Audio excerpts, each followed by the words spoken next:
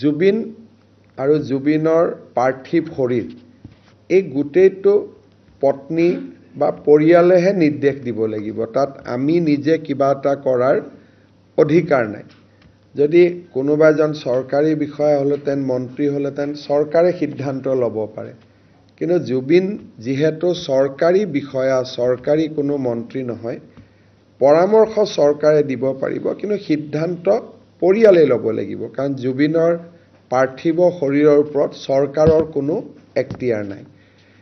সেইবাবে যোৱা কালিৰ পৰা সকলোৱে আমাকো পৰামৰ্শ দিছিলে যে পত্নী আৰু পৰিয়ালৰ কথা মতেই আমি চলিব লাগে, নিজাকৈ আমি বিশেষ সিদ্ধান্ত ল'ব নালাগে।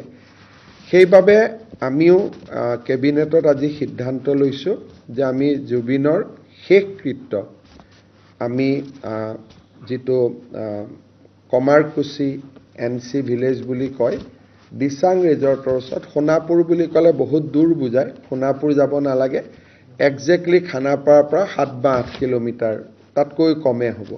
গতিকে সেই পজিশ্যনটোত ৰাতি মই এতিয়া যামো তাতে, আৰু আমি আপোনালোকেও এতিয়া যাব পাৰিব, যিহেতু অফিচিয়েলি জেগাটো আমি ঠিক কৰিছোঁ। শেষকৃত্য আমি তেখেতৰ তাতে সম্পন্ন কৰিম আৰু জুবিনক সন্মান জনাই তাতে আমি এটা সমাধি ক্ষেত্ৰও আমি নিৰ্মাণ কৰিবৰ বাবে আজি কেবিনেটে সিদ্ধান্ত লৈছে যে তাতে জুবিনৰ য'ত শেষকৃত্য সম্পন্ন হ'ব তাতে আমি সমাধি ক্ষেত্ৰখনো নিৰ্মাণ কৰিম।